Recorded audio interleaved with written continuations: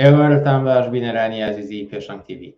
خۆشحاڵم من بنار مستەفا بۆ چوارشەمەیەکی تر دێمە وڵاتان بۆ پێشکەشکردنی پەخشی ڕاستەوخۆی بەرنامەکانی پێشنگ تیڤ. ئازیزان بەرنامەکانی ئەمڕۆمان 1 مارسی 2023 لە سێتەوەری تایبەت پێک هاتووە. سەرەتا سەبارەت بە بەرپرسکردنەوەی ئازادیەکان لە کوردستان بەرنامەیەکمان دەبێت، پاشان لە پێشوازی 8 مارسە بەرنامەیەکی تایبەتی ترمان دەبێت و لە کۆتایشدا سەرنجی پێشنگ ئەمجاریان دەربارەی دیاردەی بێکاری وە هۆی نەدانی دیمەی بێکاری لە کوردستان دەدوێت. وەک هەموو جارە ئێوەش دەتوانن بە پرسیار و سەرنج و تێبینیەکانتان بەشداری بکەن و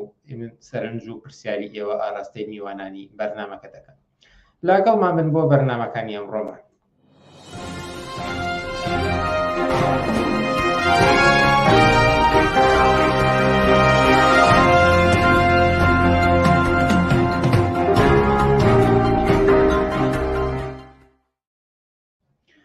مەڵە بینەرانی ئازیز، هەروەک ئاماژەم پێداکە تەوەری یەکەمی ئەمڕۆمان تایبەتە بە بەرپرسکردنەوەی ئازادیەکان و مافە فەردی و مەدەنیەکان لە کوردستان.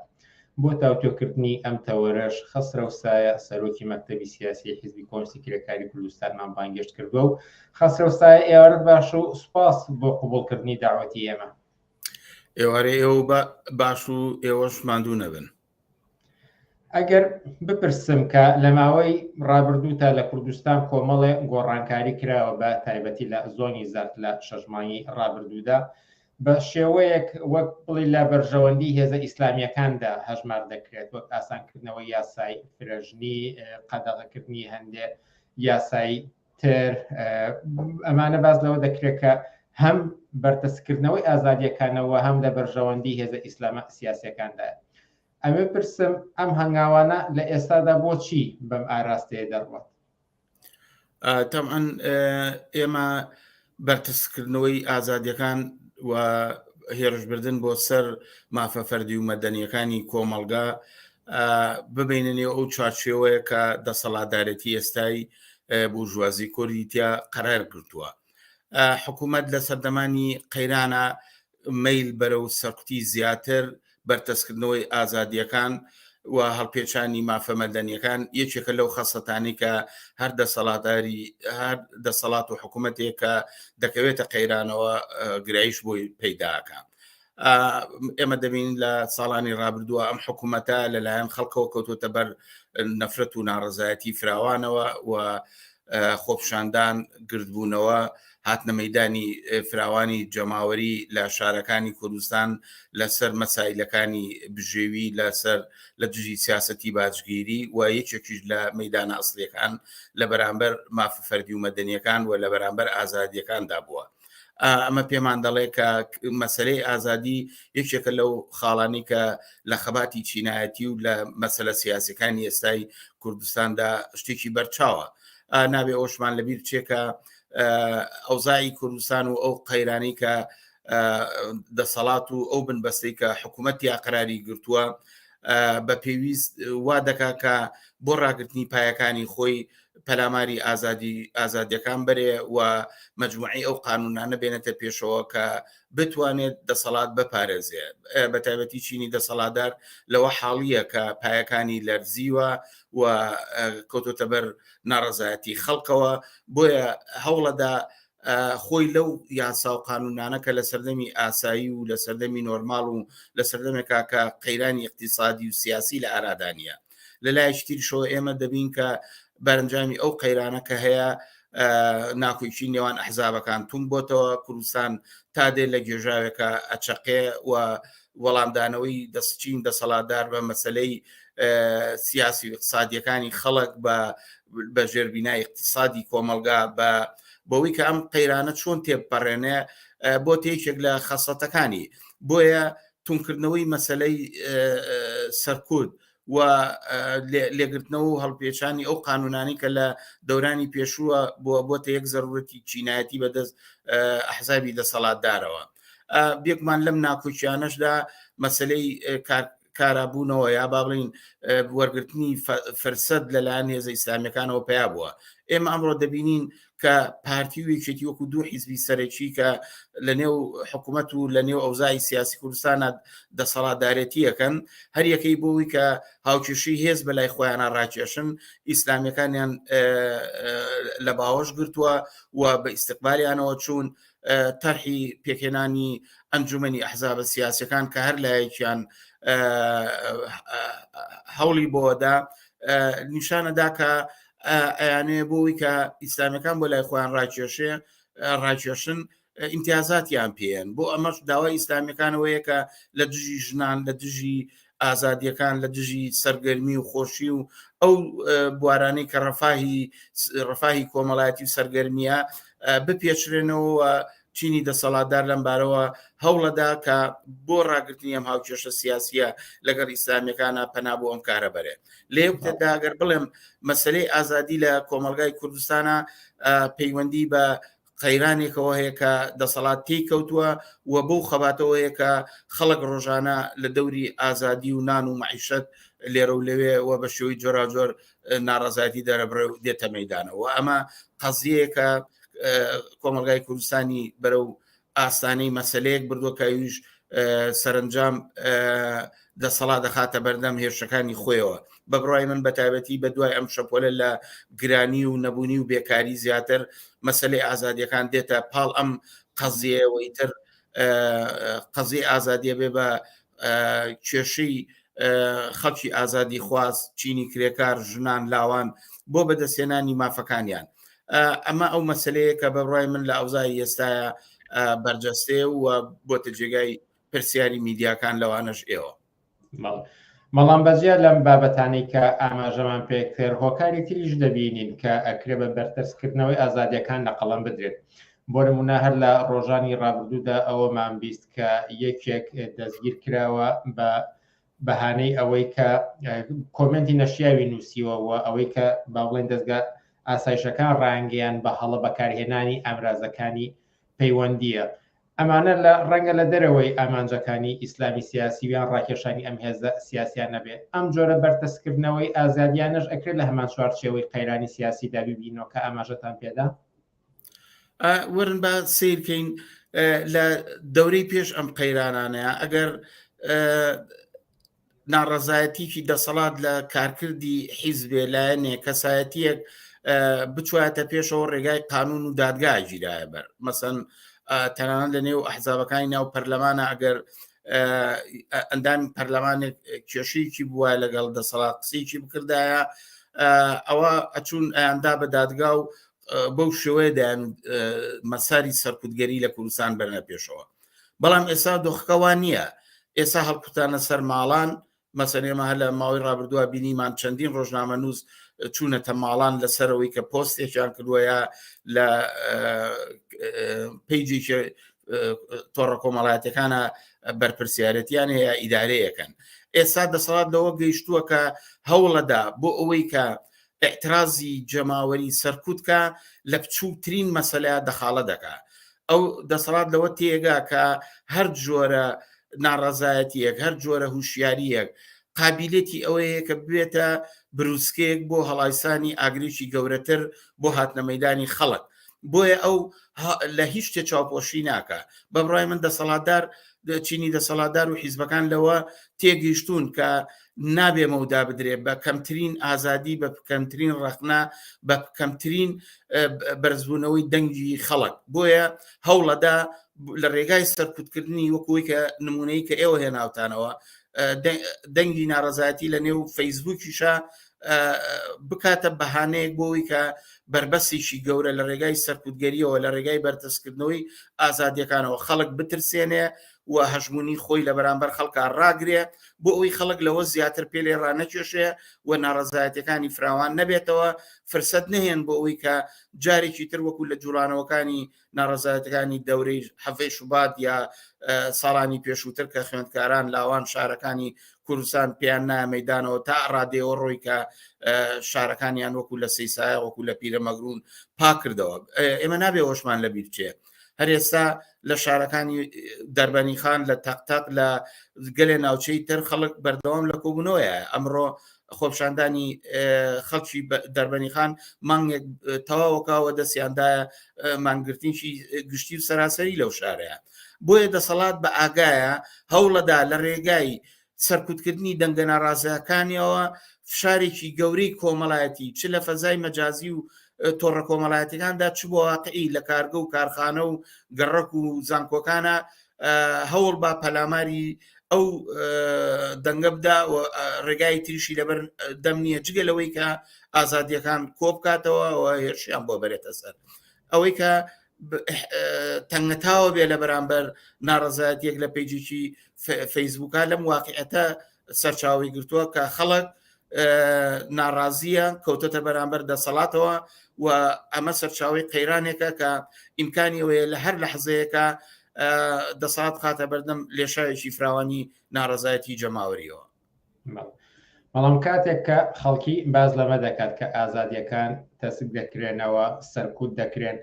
لە وەڵامدا دەسەڵاتداران دەڵێن تەماشا بکەن ئەو هەموو دەستگا ڕاگەیانی لە کوردستاندا هەیە و ئازادانە کاری خۆیان دەکەن یان دەڵێن تەماشاکەن ئەو هەموو لایەنە سیاسیانە هەیە و بەشداری کێبڕکەی پەرلەمان دەکەن واتە بە زۆرێک ئەیانەوە بڵێن کە ئازادی هەیە لە کوردستان ئەگەر هەڕەشەیەک لەسەر ئازادی خەڵکی کوردستان هەبێ ئەوە دەستی دەرەکیە لە دەرەوەی کوردستانەوە هەیە. سەرستان لەسەرم زۆرە تێڕوانینانە چییە؟ بە بڕای من ئەم قسەیە ضرورەتێکی چینی دەسەڵاتدارە یعنی دەسەڵات ئەوەی کە بازەوە کاکە ئەحزابی جۆرا و جۆر یا با بڵێ میدیای جۆرا و جۆر هەیە ئەمە پێویستێکی پێشووتری چینی دەسەڵاتدارە. ئەم نظامی کە لە هەرێمی کوردستانە دامەزراوە لە ژێرناوی دیموکراسیە ئەوێ ئەو سیمایە لە خۆی نیشاندا کە گوایە دەسەڵاتێکی پلورالیسمی سیاسی و میدیاییە و ئەحزابەکان ڕێیان بۆ کراوەتەوە چۆن وە خۆیان ئەڵێن هەمە ڕەنگ و هەمە دەنگ تایە کارەکە. ئەمە بۆ جوانکردنی ڕوخساری ئەم دەسەڵاتەیە لە بەرامبەر دنیای دەرەوەیە. بەڵام لە واقعە ئەوەی کە ئەم واقعەتەی سەپاندووە خودی ئەو ناکۆچی چینایەتی و ئەو جوڵانەوە ناڕەزایەتیە کە خۆی سەپاندووە بەسەر وەزعی ئێستای کوردستانەوە وای کردووە کە فەزایەکی ئاوەڵەی سیاسی لانی کەم بۆ هاتنە مەیدانی میدیا و ئەحزابی جۆرا و جۆر بێتەکایەوە. من مەبەستم وەیە کە بڵێم ئەم قسەی کە ئەوانەیکەن هی سەردەمانێکی پێشووترە ئەوەی کە گوایە سەرکوتی ئازادیەکان بەهانەیەکە لە دەرەوە ئاژ نەکرێ من پێم وایە واقعەتی نییە بەڵکو بە پێچوانەوە خەسەتی دەسەڵاتدارەتی چینی بورژوازی کورد دەسەڵاتێکە دژی ئازادی دژی پێشڕەوی کۆمەڵایەتی دژی مەدەنیەت دژی ژنانە یعنی لە تاریخی ئەم چەند ساڵی کابینە یەک لە دوایەکانی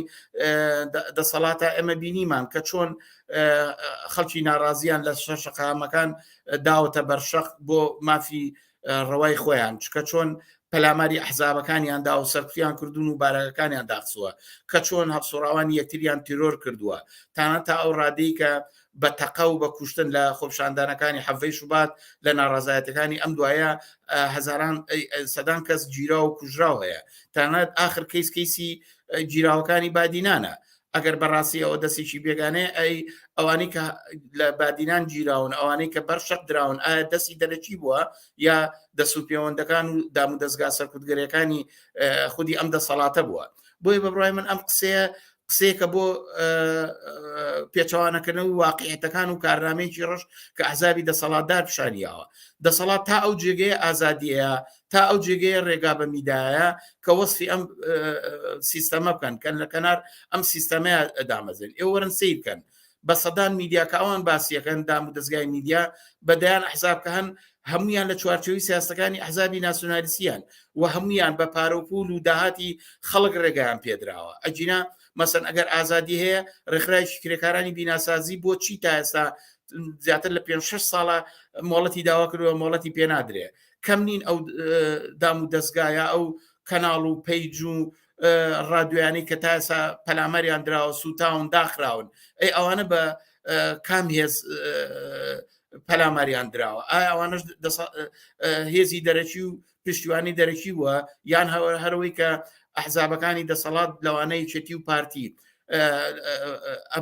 ئەم بەرنامەیان بردۆتە پێشەوە. بۆیە بە بڕای من ئەو قسانە قسێکی درۆ و پێچەوانەی ڕاستیەکانی کە لە کۆمەلگای کوردستانە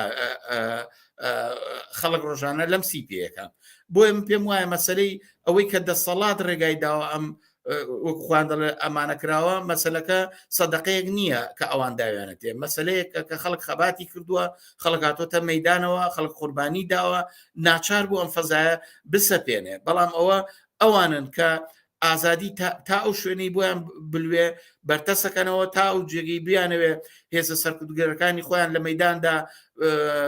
بە پارۆپول و داهاتی خەڵک ڕاگرن و بەریەدەنە بەر گیانی خەڵکتان ئەوان سڵ لەوەش ناکەنەوە گەر کەسێ لە ریزەکانی خۆشیانە قسەی نار بکە پێچوانەی هێزی باڵادەست لە حکوومەت و حیزبەکەیە ئامادەن لە شەوا تیرۆریکەن دەستگیریکەن و بیخەنە ناو زیندانەکانەوە. هەر ئێستا هەرێمی کوردستان زیندانی سیاسی هەیە، گیراوی سیاسی هەیە، کەیسی داخستنی کەناڵی میدیایی هەیە، پەلاماردانی ئەشخاصەیە کە لە ناڕزایەتیەکانیان ناڕزایەتی بچووکی خوێندکاران ئەگەر بۆ خواستی باشکردنی بەشە ناوخۆیەکان بێ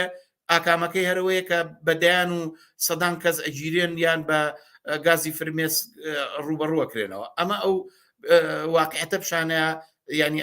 بەڵگەیە پیشانەیە کە پێشەوانی ئەو قسانەیە کە ئێوە ئاماژەتان پێکرد. ئەگەر باز لە دۆخی ئێستای کوردستان بکەین ئەبینین کە گرانیەکی زۆر هەیە، خەڵکی بەرەو هەژاری ئەچێت، دۆخێکی ێزگار سەختەوەکو لە بەشێکی قسەکانی خۆشتان داهات. خەڵکی ئەتوانن لێرەدا چی بکەن؟ شەڕی نان بکەن یاخۆت هەوڵ بدەن بەرەو ڕووی بەردەستکردنەوەی ئازادی بکەن؟ چی ڕێگەیەک لە بەردەمی خەڵکیدا هەیە؟ بە بڕای من مەسلەی ئازادی و بژێوی و نان و کار و ئازادی و خۆشگوزەرانی کە ئەمە دروشمێکی سەرەکی ناڕزایەتەکانی چەند ساڵی ڕابردووی خەڵکی کرێکار و زەحمەت چێش بووە بەرامبەر بە دەسەڵات. ئەمە لێکجیا ناکرێتەوە. خەڵک ئازادیەوێ، یەکسانی ئەوێ، خۆشگوزەرانیەوێ، خەڵگەوێ لە دەست ئەم دەسەڵاتە نەجاتی بێ و هەوڵەدا تەلاش و تێکۆشانەکانی بۆ ئەوەیە کە هێزێ بێنێتە مەیدانەوە تا بتوانێ بگاتە ئەو ئەنجامەی کە کێشەی دەسەڵات یەکلا بکاتەوە. مەسەن خەڵک ناتوانێت بە تەنیا لە بەرامبەر ئازادیە بەبێ داوای نان ڕاوەستێ، تان ناتوانێت بەبێ داوای ئازادی مەسلەی نان و یەکسانی و خۆشگوزارانی بخاتە لاوە. ئەمە هەموو یەک کەیسە، یەک دروشمە، یەک داخوازیە و لێکجیا ناکرێتەوە. بەڵام لە هەر دەورەیەکە ئەم شەپۆلەی خەباتی چینایەتی و ئەم ناڕزایەتیانەی کە ساڵانێکە بەرامبەر بەدەسەڵات هاتۆتە سەر پێ هەر جاری یەکێک لەم مەسایلە ناباتە پێشەوە و ئەوانی تری خواسەکانی تریش بە دوای خۆیان ڕاکێشە. بۆ نمونە دەورەیەک لەسەر مەسلەی موچەیە، دەورەیەک لەسەر خزمەت گوزاریەکانی نان و ئاو کارەبا و داودەرمانە، دەورەیەک لەسەر مەسایلەکانی ئازادیە، هەتا دەورەیەک لەسەر یەکسانی ژن و پیان و مافە فەردی مەدەنیەکانە. بەڵام هەموو ئەمانە بە بڕای من یەک کەیسە، یەک پاکێجە کە بزوتنەوەی ناڕزایەتی کردوێت تێخواستی دروشمی خۆی و لە دەوری ئەم خواست و دروشمە هەر جارە و لە هەر ناوەندەی کارە و لە هەر گەڕەچێکە یەکێک لەوانە هێنێتە پێشەوە بە پێی پێویستی خەباتی ڕۆژانەی خۆی. خەڵک بۆەوەی کە بتوانێت قەزی ئازادی یەکسانی خۆشگوزەرانی یەکلاکاتەوە ئێمە چەندین جار وتومانە کە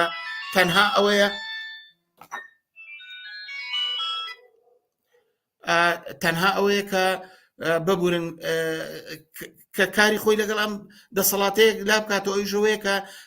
هەوڵ بە مەرزوماتی ڕاپەڕینێک لە خۆیان ئامادە بکە کە بتوانێت سەرنجام هێزی ئەوە بگرێ ئەم دەسەڵاتەوە لا بنێ و دەسەڵاتدارەتی جەماوەری لە شوراکان و ئەنجومەنەکانە پێک بێنێ قانونی ئازادی یەکسانی خۆشگوزەرانی ینی ئەم دروشمە بکاتە سەرچاوی قانونە ئەساسیەکانی دەسەڵاتدارەتی داهاتوو. ئەم ناڕزایەتیانە بۆ ئەوی بتوانێت ئەم قودرەتە پیاکە بە بڕای من ئەوەیە کە بەشەکانی خۆی لێک هەڵپێکێ ڕێکخراویکە لە دەوری نان و کار و ئازادی و خۆشگوزەرانی و لە دەوری بەڕێوەبردن و بەدەستەوەگرتنی ئیدارەی کۆمەلگا پێ بنێتە مەیدانەوە ڕابەریەکی سەراسەری لە ڕێکخراوێکی جەماوەری فراواندا هەنگاو بە هەنگاو بتوانێت هاوکێشەی خۆی لەگەڵ ئەم دەسەڵاتە یەکلا بکاتەوە لە پێشا لە بەرزکردنەوەی داخوازیەکان پاشان تا ئەوجەیی کە ئەتوانێت پەیڕەوی لەو داخوازیانە بکە و هەوڵ با بیسەپێنە بەسەر دەسەڵاتە ئەمە ئەو لەم ڕێڕەوەیە تا ئەو کاتی کە بتوانێت بۆ یەک جاری ئەم دەسەڵاتەیەک لا کاتەوە و دەسەڵاتدارەتی دڵخوازی خۆی کە بۆ بەکردەوە دەرێنانی نان و کار و ئازادی بەسەرنجام بگەێنێ. من پێم وایە ئەو ڕێگایەکە خەڵکی کرێکار و زەحمەتکێش ئەبێ بیرێتە بەر هەرچەندە ڕێگایەکی ئاسان نییە، بەڵام هەر بە پشتیوانی و بە خەباتی یەکگرتوانە ممکنە ئەو بەربەستانە هەڵگیرێ و ئەو توانە و پەتانسێلە بەدەست بێنێ کە بتوانێت وەڵام بە مەسلەی ئازادی و نان و خۆش گوزەرانی باتەوە. بێگومان لە پێشەوە ئەمە ئەم کاکەوێتە سەرشانی هەڵسوڕاوان و ڕابەرانی بزوتنەوەکانی ئێستا و تێبکۆشن دەستخەنە نێودەستی یەکتر و بەشەکانی ناڕەزایەتی جەماوەری هەڵپێکەن بۆی بتوانێت دروشمی نان و ئازادی و خۆشگوزەرانی بەکردەوە دەربێنێ. خەستە سەرۆکی مەکتەبی سیاسی حیزبی کۆمونیستی کرێکاری کوردستان، زۆر سپاس بۆم دەرفەتەی پێداین و لە بەرنامەکانی ئەم شەوی پێشنگ تیڤیدا ئامادە بوون. سپاس بێ و هیوای سەرکەوتنتان بۆ خوازم. ئازیزان، وچانێک دەدەین و پاشان لە پێشوازی 8 مارسە بەرنامەیەکی تایبەتمان دەبێت و هەر لە ئێستاشەوە ڕاگەێنین کە هەفتەی ئایندە دەکەوێتە 8 مارس بەرنامەی تایبەتی ترمان دەبێت لە سەبارەت بە 8 مارس، بەڵام لە پێشواسی 8 مارسە پاش وچانێک بەرنامەی تایبەتمان دەبێت. لەگەڵمان بێت.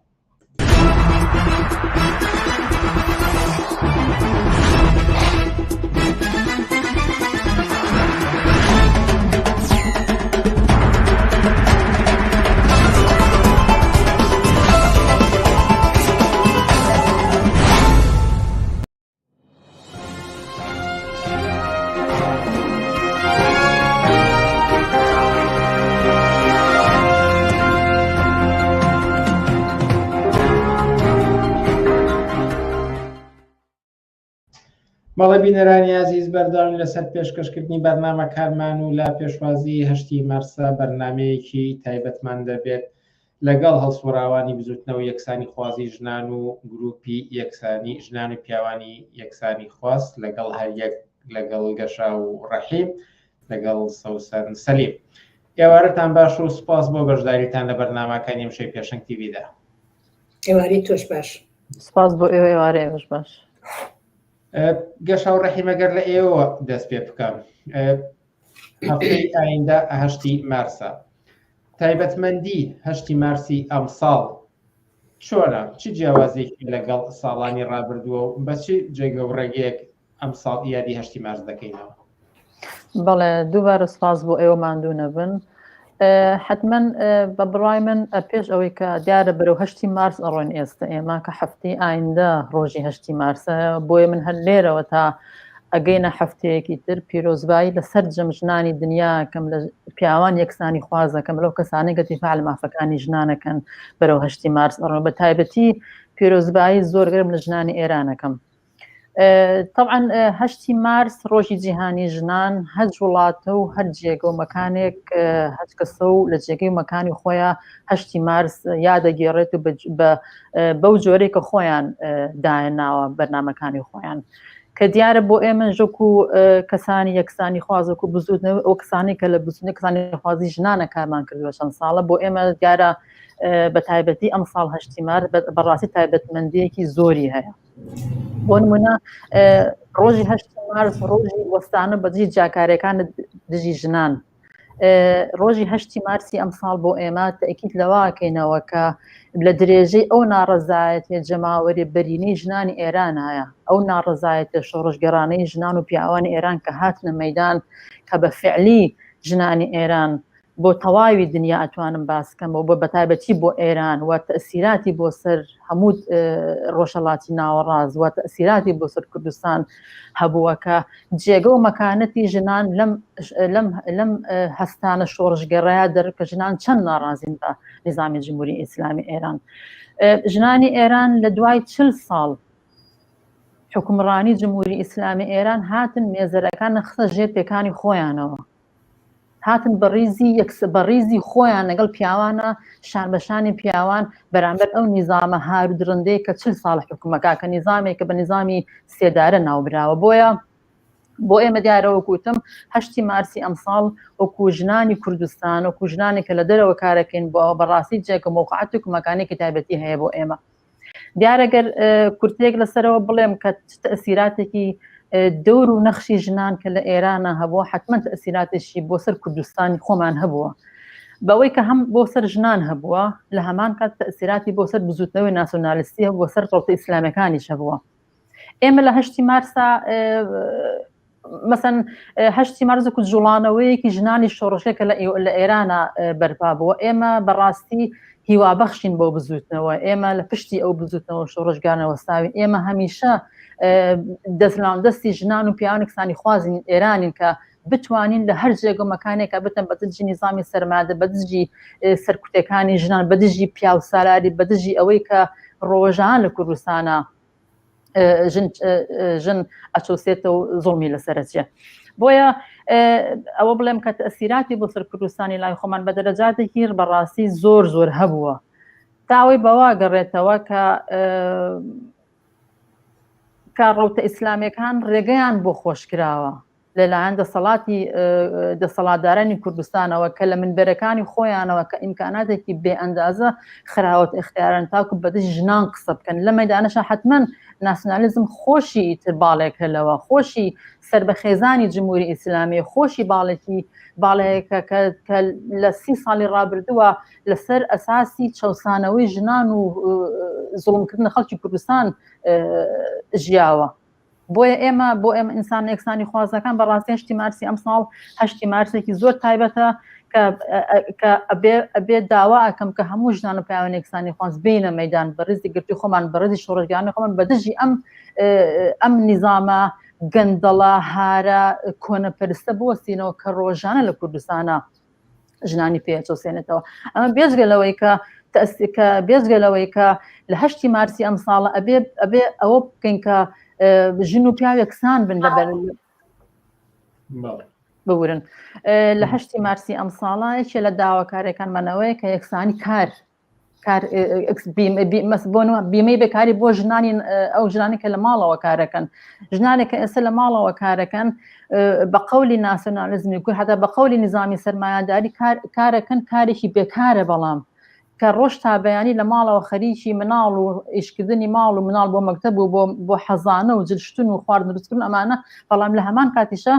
بەکارێک بێکرێت تەماشایەک ئەوکرێت لە کاتێکیشا ئەتوانم بڵێم 24 ساعاتەیە ئەو کارە بەڵام بە بەلاش کارەکرێت بۆ یەکی لە هەدەفەکانێکی لە کارەکانی ئەمەیەکی لەوەی کە هەنگاو هەڵەیەن بۆ ئەوەی کە ئەبێ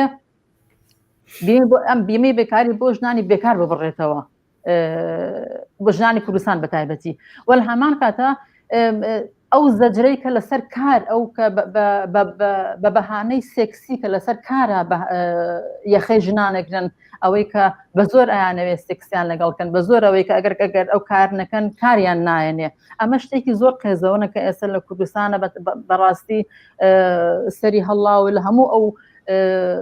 بەتاب لە شوێنە گەورە کارکردنەکانە ئێستا بۆتە سەر بەڵایەکی گەورە بەسەر ژنانە بۆیە ئەبێ ئێمە 8 مارسی ئەم ساڵ بە تایبەتی بکەین بە 8 مارسێک کە جیاواز لە 8 مارسەکانی ساڵانی پێشوو بێت. سەوسان سەلیم بەلە بەرچاوگرتنی ئەم ئەهلومەرجەی گەشا و ئاماژەی پێدا و ئەم داخوازیانە و ئەمەی کە پێویستە 8 مارس جیاواز بێت لەگەڵ ساڵانی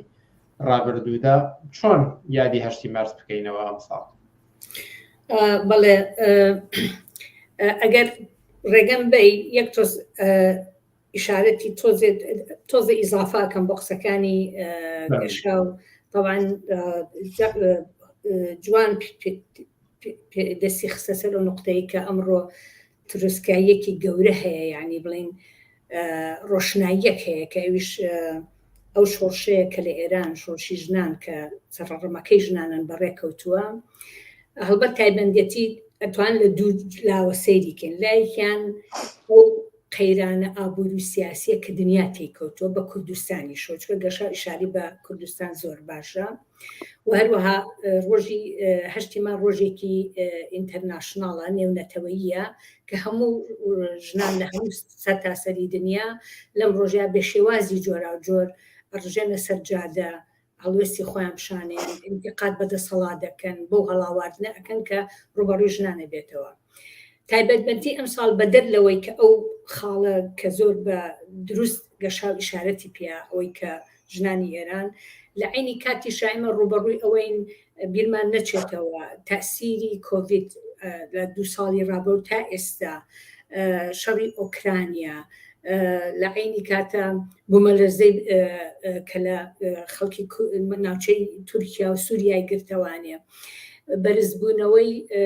ئاستی مەعیشەت و کرێ ئەمانەش خەسیسەیەکی تایبەتمەندیەکی سەختە قورسە ناخۆشە کە قورساییەکەی زیاتر بە دەرەجەی ئەساسی لەسەر شان و ڕنج و هیلاکی ژنان ئەکەوێتەوانێ و کاریگەری جددی ئەبێ لەسەر ژنان ئەمە لایەکێتی لاکەکەشی ئەوەی ئەو تروسکاییە هەیە کە ئێستا شۆڕشێک لە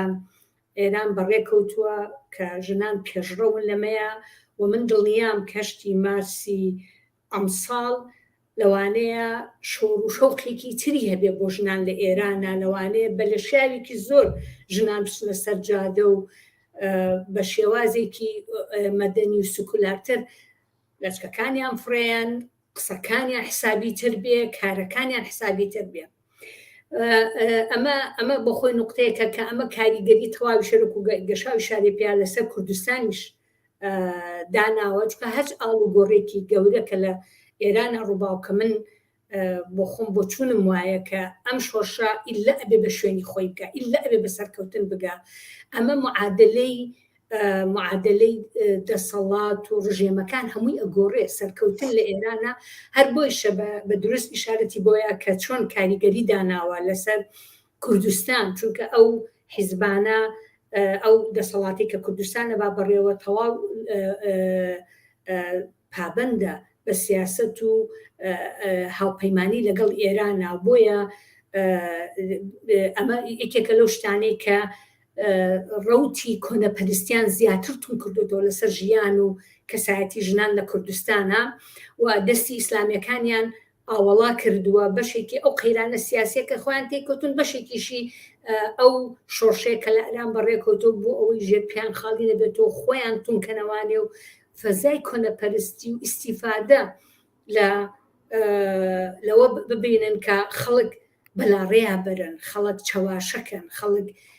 بێدەسەڵاتکەن ئەمە ئەوەی ئەنجا بێمەوە سەر پرسیارەکەت کە ئێستا چۆن پێشوازیەکرێت طبعاً هەرکو گەشای شارێپەیە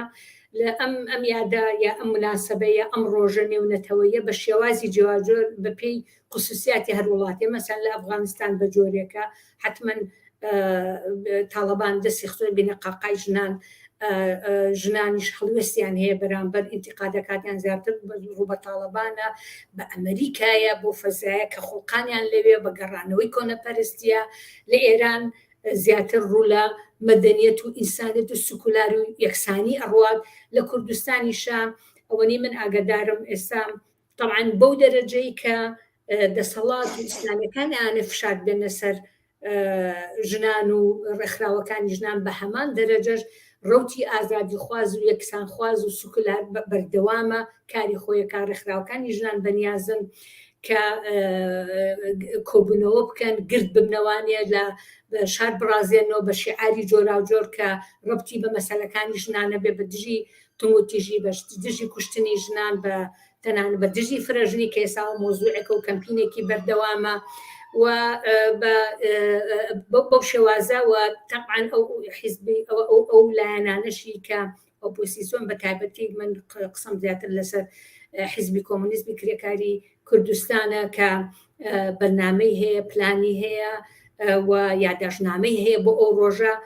کاری جدیەکەن ئەوەشی بە دەرەوە ئەگەڕێتەوانێت طبعاً ئەمە کار لە دەرەوە لە 2 سەتحا کرێ سەتحێکی ئەوەیە کە ئێمە لەگەڵ بزوتنەوەی ژنان لەگەڵ ڕێپێوانی ژنان لەگەڵ کاری ژنان و ئیتیحادی کرێکاری و ئەمە ئێستا هەر بۆ نمونە لە بەریتانیا کۆمیتەیەکی هاوپشتی بۆ جوڵان شۆڕشی ئێرانیا با بڵێم ئەو ڕاپەڕینی کە لە ئێران بەڕێکەوتووە ڕێکخراوە ئەم کۆمیتەیە بەرنامەی خۆی هەیە بۆ 8 مارس بۆ داکەوتیکردن لە ژنان و داواکاریەکانی ژنان وەستانەوە بەجێی کۆنەپەرستی ئیسلامی ئەمە سەدحێکێتی لەگەڵ ڕێکخراوەکان ئیتیحادە کرێکاریەکان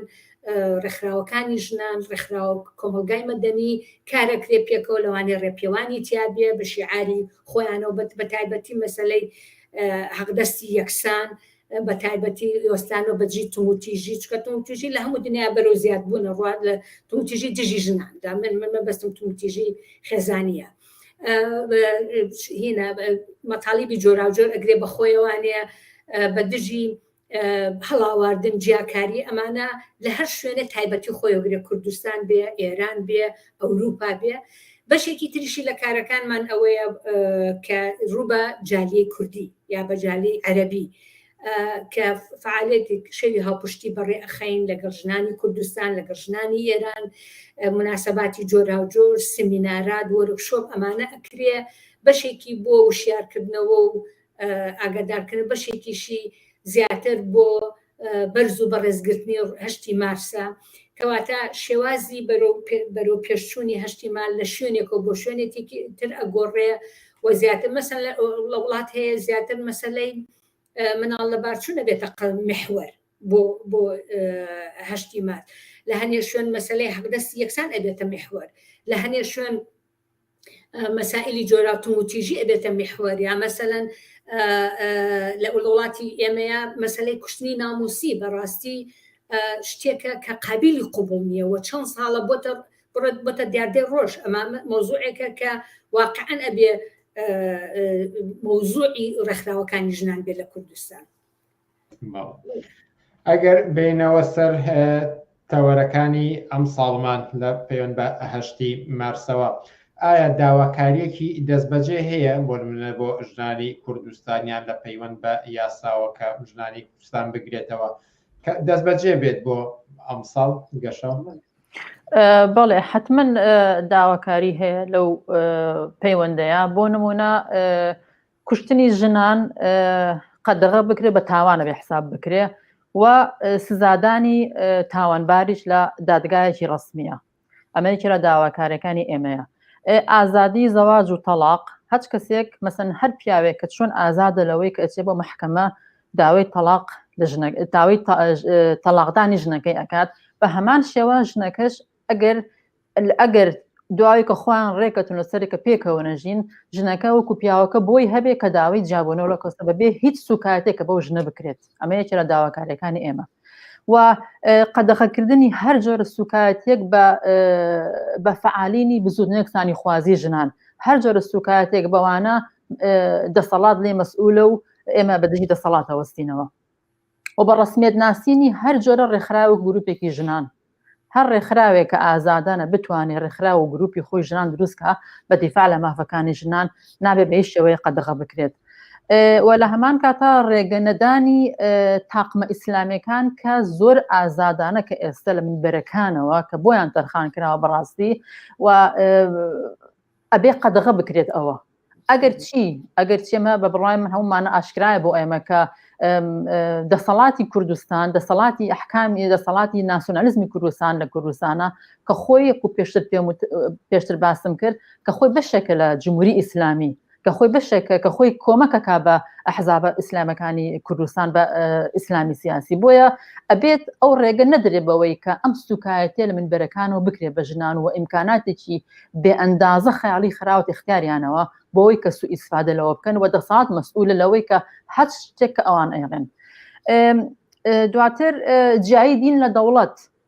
کە ئەمە بخۆی بەرحاڵ هەچ کەسێک ئازادە لەوەی کە چ دینێکی هەیە هەیەی نیەتی هەرچێکە ئازادە لەوەی کە ئەوەی هەیە ئەبێ دین لە دەوڵەت جیابێت دین لە ڕسم و یاسا و قانون و مەکتەب و هەموو شوێنە گشتەکانی دەوڵەت جیابێت مەسەن مناڵ هەر لە مناڵەوە فێر نەکرێت کە تۆ سەر بە دینی ئیسلامی لەسەر بە دینی مەسیحی هەر دینێکە بۆ ئێمە ئەشکالێک نییە ئەوە هەموو دینەکان ئەبێ ئازادانە بێت و هەچ کەس ئازادە لەوەی کە هەیەی دینی هەیە بە بەهانەی دین نەبوون هیچ کەسێک بۆنی سوکاتی بۆ کەسە بکات دواتر بێمەوە سەرەوەی کە چۆن میدیاکان خراوەت اختیاری ئیسلامە سیاسیەکانەوە کە بە زۆر ڕاکێشانی کچانی خوارد تەمەن 18 ساڵ نەگەشە ساڵەتوانم بڵم لە تەمەنی 12 14 ساڵێک کە ڕاکێشان و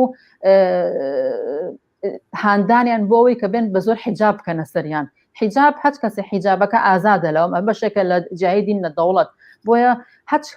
کارێکی زۆرە ملێ هەچ کارێکە بە زۆر مناڵی کچی بچووک کە ڕاکێشرا بۆیە کە حیجاب بکە کە دەرسی دینی پێ بوترێ کە نازانم سەفەران پێ بکەن بە هەچ بەهانەیەکە بۆ ئەملاو بۆ لە پارە بخەنە اختیاریانەوە ئەمان دەسەڵات مەسئولەنەوە هیچ کارێک لەوانە نابێ بکات بۆیە حتمما لێمە داواکاری زۆرتریشمان هەیە بەڵام ئەتوان بڵێم کورتەیەک لەوەی کە داواکاریەکانی ئەم ساڵ هەشتی مارساوەیە. ئەگەر دو پرسیار لە ساوسن سەلیم بکەم شتێکی ترما بێت بە گرنگی بزانی لە پەیوەند بە هەشتی مارسی 2023 ڕۆژی جیهانی شنانەوە. بڵێ من ویستم تەنها تەوزیحێک بەمە ئەو خاڵانەی کە گەشا ئیشارە پێ بە دروست زۆر زەڕورن ئێمە وەک گروپی ژنان و پیاوان یەکسانخوا هەوڵین لایحەیەکمان هەبێ و لەو لایحەیەکی لەو شتانەی کە زۆر بەجددی وستا گەشا باسی کرد مەسەلەی جیایدینە لە دەوڵەت لە دەسەڵات لە یاسا چونکە جیاکردنەوەی دین لە دەسەڵات و دەوڵەت و یاسا ئیتر نەوەیەک زەمانی لایانی کەمی ئەو مافاناکە کە گەشا و باسی کرد مەسەلەی زەواجە تەلاقە مەسەلەی حەقی میراتە مەسەلەن ئەوانە لەسەر ژنان کەمەکاتەوە و مەسەلەی یاسایەکی توموتیش هەبێ لە بەرامبەر کوشتنی ناموسی و توموتیژی دەرحەق بە ژنان نەکرێکە بەداخەوە ئیمڕۆنی ئێمە باسیەکەین زۆر دەمێکە یعنیەوە بۆ سیسڵۆچیە ژنانی ئازادی خوا چالاکوان ڕێکخراوەکانی ژنان کە لە مەیدان ناوم بە هەموو جۆرەکانیەوانە ئەمان ئەم ئینتیقادانیان هەبووە ڕخنانیان هەبووە لە بەرامبەر دەسەڵاتە لەسەرەوەی کە مەسیری ژنان مەدەنە دەست وەزارەتی ئەوقاف مەدەنە دەست سوڵحی عەشایری پیاوێک کە تاوانەکە دەبێ سزا هەبێ لە جێگەی پیاوێک کە ژنێگە کوژێ بێ سزا هەبێ ئەم مەسەلەی شەرەفە بۆتە تابۆ بەسەر ژیانی ژنانەوانەیە کە ئەبێ ئەم مۆزوعە لە ناو بچێ یا کاڵ بکرێتەوانەیە و کە ئەوانەش هەمووی زیاتر ڕەبتی هەیە بە ڕەبتی بەوە هەیە کە یاسا و دەستور لە وڵاتی ئێمە لەسەر بنەمای شەریعەتی ئیسلامە ڕابڕێەوە و لە عینی کاتیشە دەستی ئیسلامیەکان ئاوڵایە لە هەمان کاتە ئەبێ بیر لەوە بکەینەوانێ مەسەلەن ئێمە من هەمیشە وتومە ژنان بۆ ئەوەی لە مەیدانا بن ئەبێ پەیوەست بن بۆ ئیترازی ئێستا بەڕێ کەوتۆ لە کوردستانە ئێتراز و ناڕزایەتی خەڵک دەمێکە بەڕێکەوتۆ لە بواری جۆرا و جۆرا لە مامۆستایانە لە فەرمانبەرانە لە قوتابی زانکۆکانە لە شوێنی کار و ئیشە لە ئەبێ ژنانیش هەوڵبەن ژنان و هەم ڕێکخراوەکانی ژنان پەیوەست بن بەم بزوتنەوە ئێترازەوانەیە و لە کاتی پەیوەستبوونە ئەبێ بە مەتالیبی خۆت بچیتە ناوەوە بەسەلەن ژنانی فەرمانبەر زۆر پێویستی پێوە بەوە هەیە کە دەوڵەت فراهەمی دایانگا بکە بۆ مناڵەکانیان ئەوەی کە پێوترێ چاڵکێ یعنی شوێنێک هەبێ کە مناڵەکانی بەرە و لەسەریشی نەکەوێت چکۆپاری کەوەریەگرێ زۆر کەمە گەرجابیشیە بە خوێندن بۆ مناڵەکانی بیا بە دایانگا بۆ مناڵ چیە مێنێتەوە بەچی بژی مەسەلەوە کە لەو خاڵانەی کە تۆ چیتە مەیدانی ناڕزایەتی خەڵکەوانێ ئەبێ وەک ژن ئەبێ شتی خۆشت هەبێ مەتالیبی خۆتت هەبێ کە فەرزیکەی بەسەر ئەو ئێترازەیە بەسەر ناڕزایەتیە کە بە ڕسمی بزانەوە مەتایە مەسەلەن حەقدەستی یەکسان بۆ ژن و پیا ئەبێ یەکسان بێ لە بوارە جۆرا جۆرەکان مەسە حتا فرەسی خوێندن بۆ ژن و بۆ کچ و کوڕ وەک یەک بێ یەکسان بێ مەسەلەی ئێمە هەرچەنە بەداخەوانێت ئێمە ڕوبڕووی دەسەڵاتێکین کە کۆنەپەرستی تونترە کاتەوە لەسەر ژنان تا ئەوەی کەمی کاڵی کاتەوە یا کەمی کاتەوە بەڵامەوە ئەرکی ئێمە ئەرکی ڕێکخراوەکانی ژنانە ئەرکی هەموو کەسێکی ئازادی خواز و یەکسان خواز و حیزبانن کە لە جەبهەی ئازادی و یەکسانیە ڕاوەستاون کە فشاری گەورە بێنن کە دەوریان هەبێ لە هوشیارکردنەوەی ژنانە ڕێکخراوەکانی ژنان دەوریان هەبێ و هەوڵ بن یعنی تۆ بە تەنیا هیچ ناکرێ بەڵام کە هێزێک لە پشتەوە بوو ئەوش هێزی خەڵکە هێزی ژنانە بە تاکید کاریگەری گەورە بێ هەر ئەوەی کە لە ئێران بینیمان دوای 40 ساڵ خەڵک کەڕژایە سەرجادا نەک دەسەڵات لەرزی لە ئێران بەڵکو کاریگەری لە هەموو دنیادانا یعنی هەموو دنیا بە دوو جۆر دوانێکی پشتیوانی لێ کرد و دانی پیانەکەمە نظامێکی کۆنەپەرستە هەنێکیشی هاتە ئەو جبهەی کە پاساو بێنێتەوانێ و ناوناتۆری ناشتیم خاتە پشتی ئەو ڕۆپەڕینە لە کوردستان هەروایە و ئەبێ تۆ کاتێک بەهێزی و کاتێک دەتوانانی هەرکە کاتێک دەتوانی ئاڵوگۆڕی بێنی کە هێزەکە و گەورە بێ هێزەکە و فراوان بێ بۆیە ئەرکی ژنانە پەیوەست بن بەو ئێترازە بەو ناڕزایەتیانی کە بەڕێکەوتووە جەبهەی خۆیان لەگەڵ ئەوانەیە خەن مەتاڵیبی خۆیانیان هەبێ لە حەقدەستی یەکسانەوە لە لابردنی دەستی شەریعەت لەسەر ژیانیان لە هەموو بوارە جۆرا و جۆرەکانە یەکسان بن ئەمە کارێکی پێویستی ژنانە و ڕێکخراوەکانی ژنانە کە لەم ئاستەیە و لەم ڕێوە ئەکرێ من ناڵێم ئەنتیقاد نەبۆشت هەبوو بەڵام ئێمە بە دوای ئاڵوگۆڕێکی ڕیشەییەوەین ئاڵوگۆری گەورە ڕەبتی هەیە بە کۆتایی هێنان بە نظامی سەرمایەداری جیاکاری ئەم نظامە سەرچاوەکەی جیاکاریە بەڵام لە ئێستادا ئەبێ ڕاوەستاو نەبین هەر لە ئێستاشە ئێمە ئەتوانین زۆر شت فەرزکەین بە هێزی خۆمان بە یەکگرتووی خۆمان بێنە مەیدانەوانێ و شتی خۆمان فەرزکەین بەسەر دەسەڵاتە و سوپاسدانەکەم. سەوسەن سەلیم گەشا و ڕەحیم لە گروپی ژنان و پیاوانی یەکسانی خواز زۆر سپاس بۆم دەرفەتەی پێدانداین و بەشدار بوون لە بەرنامەکانی ئەمشەی پێشنگ تیڤیدا و هەر لێرەشەوە 8 مارسان پیرۆز بێت. سپاس بۆ تۆش. سپاس بۆیەوەش. ئازیزان سەرنجی پێشنگ بەرنامەیەکی تری بۆ ئامادەکردوون ئەم جاریان سەبارەت بە دیاردەی بێکاری. بێکاری چییە؟ بۆچی لە دنیای سەرمایەداریدا بێکاری هەیە؟ بۆچی لە کوردستاندا بیمەی بێکاری نادرێ بە بێکاران؟ فەرموون بینەری سەرنجی پێشەنگی ئەم هەفتەیە بن و بە دوای ئەوەشدا بەرنامەکانی ئەم هەفتەیە کۆتایی دێت. سەرنجی پێشەنگ. بێکاری ئاماژەیە بە دۆخێک کە تێیدا کەسێکی گەورە ساڵ و ئامادە بەکار دەستی ناگات بەکارێکی گونجاو. ئەو هۆکارە سەرەکیانەی بە شێوەیەکی گشتی ئاماژەی پێدەکرێن بریتین لە دۆخی ئابووری و هەڵاوسان، پێشکەوتنی تەکنەلۆجیا و جێگاگرتنەوەی کاری مرۆڤەکان، مایە پوچبوونی کۆمپانیاکان و هۆکارە تایبەتیەکانی کەسێتی وەکو باری تەندروستی. بێکاری بە مانای نەبوونی داهاتی ماگانە دێت و کاریگەری ڕاستەوخۆی لەسەر ژیان و گوزەرانی کەسەکە و خێزان و دەوروپشتی هەیە. هەروەها دەکرێت سترێس و قەلەقی و کێشەی تەندروستی دەرونی و کۆمەڵایەتی بەدوای خۆیدا بهێنێت بەجیا لە هەژاری. دوور نییە لە خراپترین حاڵەتدا بگاتە بێخانەولانەیش. هەروەها زۆرجار بێکاری درێژخایەن بۆ تەمایەی بیرچوونەوەی شارەزایی کەسی ئامادە بەکار. ساڵانە وڵاتان ڕێژەی بێکاری ڕادەگەیەنن. بۆ نمونە لە وڵاتانی یەکێتی ئەوروپا ڕێژەی بێکاری پتر 6% کەسانی ئامادە بەکارن و لە عێراق لە 14.2 لە هەندێک وڵاتانی ئەفریقی وەک بوتسوانا و لێسۆتۆ 1/4 کەسانی ئامادە بەکار بێکارن. هەڵبەت مەرج نییە لە هەموو وڵاتان ئامارەکان دەقیق بن. لە زۆر وڵاتدا بیمەی بێکاری بۆ کەسانی بێکار هەیە کە بەشێک لە پێداویستیە سەرەتاییەکانی ژیانیان دابیت دەکات. بەڵام دۆخ و گوزەرانی بێکاران زۆر لە خواردترە بە بەراورد بەوانەی ماگانە موچە وەردەگرن.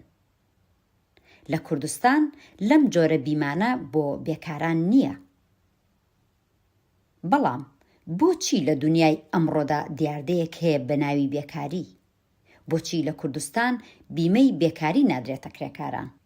ئیبراهیم حوسێن وەڵامی ئەم پرسیارانەی سەرنجی پێشەنگ دەداتەوە. بێکاری دیاردەیەکی زاتی و دانەبراوی کۆمەڵگەی بۆژواییە. سەرمایەداری لە هەر سەردەمێکدا لە هەر کۆمەڵگایەکدا تەنانەت لە سەردەمەکانی ڕەونەق و گەشەی ئابوورشدا ناتوانێت بەبێبوونی سوپایەکی گەورەی بێکاران جێشێکی گەورەی ئینسانی بێکار لە چینی کرێکار ئیدارە بکە و لەسەر پێی خۆی ڕابوەستە. ئەمە ئەو میکانیزمەیە کە ڕێگا ئەدات کە ئەو ئاستی سوودەی کە سەرمایە پێویستی پێهێتی دانە بەزێتە خوار ئەو ئاستەی کە سەرمایە لە هەر دەورەیەکە و لە هەر سەردەمێکدا پێویستی پێێتی. و لە لایەکی تریشەوە میکانیزمێکی کارایە بۆ ئەوەی کە ئاستی ژیانی چینی کرێکار کرێ و بژێوی چینی کرێکار لەو ئاسەدا ڕابگرێت کە ڕێگە ئەدات سەرمایە دەستی بەو سوودە ڕابگات کە پێویستی پێوێتی لە چەسانەوەی چینی کرێکار بەدەستی بێنێت، لە چەسانەوەی هێزی کاری کرێکاری کرێگرتە بەدەستی بێنێت. وە لەلایەکی تریشەوە شارێکی گەورەیە میکانیزمێکە بۆ ناچارکردنی چینی کرێکار بە ئاستی هەرە نزمی ممکن لە هەر سەردەمێکدا دیارە بەپێی ئەو ستانداردانەی کە لە هەر کۆمەلگایەکە و لە هەر سەردەمێکدا خەباتی چینایەتی وای کردووە کە ببن بە ستانداردی ممکنی ژیانی چینی کرێکار لە هەر سەردەمێکدا. بە کورتی ئەمە دەتوانین بڵێن بنەما و منطقێکە کە لە پشتی بوونی بێکاریەوەیە. لایەکی تری پرسیارەکە باسی ئەوە ئەکات کە بۆچی لە کوردستان بیمەی بێکاری نادرێت، بە سادەی لەبەر ئەوەی ئەگەر بێت و چینی دەسەڵاتداری ئەمڕۆی کوردستان بۆ ژوازی دەسەڵاتداری ئەمڕۆی کوردستان کۆمپانیەکان قەرار بێ بیمەی بێکاری بدەن، قەرار بێ بیمە ڕیفاهیەکان بدەن، قەرار بێ بیمە تەندروستیەکان بدەن، قەرار بێت هاوڵاتیانی کوردستان لەو سانداردانە لەو مافانە بەهرەمەند بن، ئەو کاتە بێگومانە بەبیر لەوە بکەنەوە کە بیرێک لە حاڵی ئەو دام و دەستگای سەرکوت و زیندان و دام و دەستگا پان و پۆڕە میدیاییە بکەنەوە کە ملیاردەها دینار و دۆلاری تێدا سەرف دەکەن ساڵانە و مانگانە. ئەبێ بیرلەوە بکەنەوە کە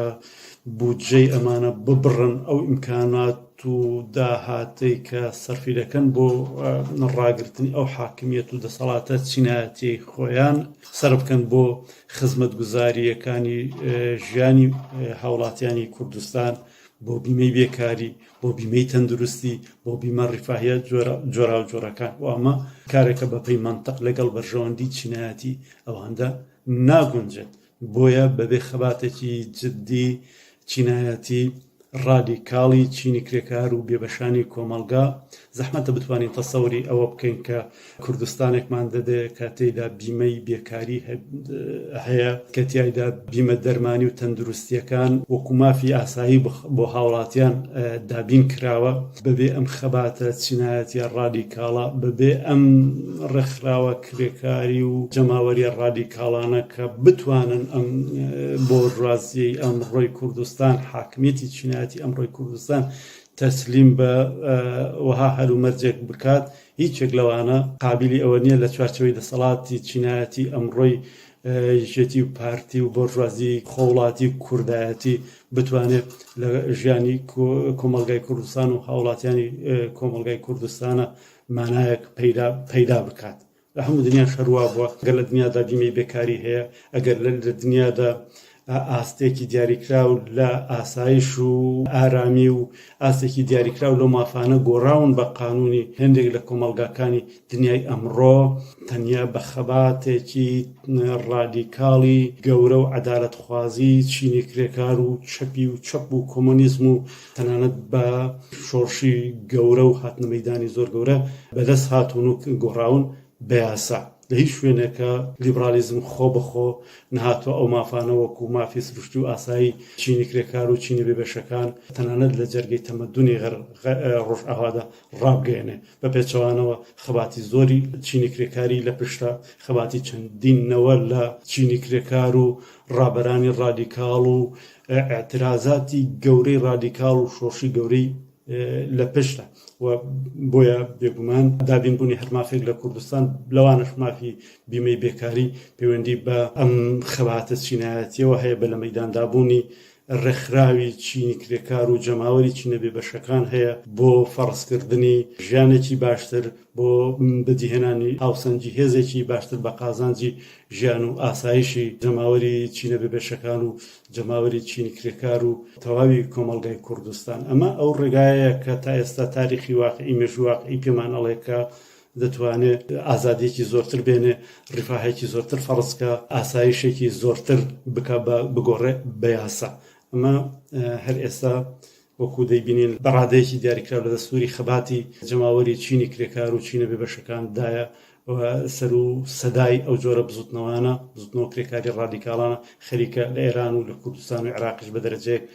سەر دەردێن و هیوادارین کە ئەم خەباتە بتوانێت بەربگرێت و بتوانێت ئەو بزوتنەوە ئەو ڕێکخراوە کرێکاریانە ئەو ڕابەرە کرێکاریانە ئەو نەوە ڕادیکاڵە عەدالەت خوازە بێنێتە دەرکە بتوانێت لە مەودایەکی کورتی مێژوویدا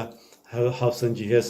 بگۆڕێ تا بکرێت بتوانین کوردستانێکی ئارام و ژیانێکی باشتر و ئازادتر لە کوردستانە بە چاوی خۆمان ببینین. بەڵێ بینەرانی عەزیز ئەوەی بینیتان بەرنامەی سەرنجی پێشەنگ بوو دەربارەی دیاردەیی بێکاری. عزیزان هەر لێرەدا دێینە کۆتایی بەرنامەکانی ئەم هەفتەیەمان هەفتەی ئایندە بەرنامەی تایبەتمان دەبێت سەبارەت بە 8 مارس ڕۆژی جیهانی ژنان. تا هەفتەی ئایندە کاتێکی خۆش بۆ هەموو لایەک و هەر شاد و سەرکەوتوو بن.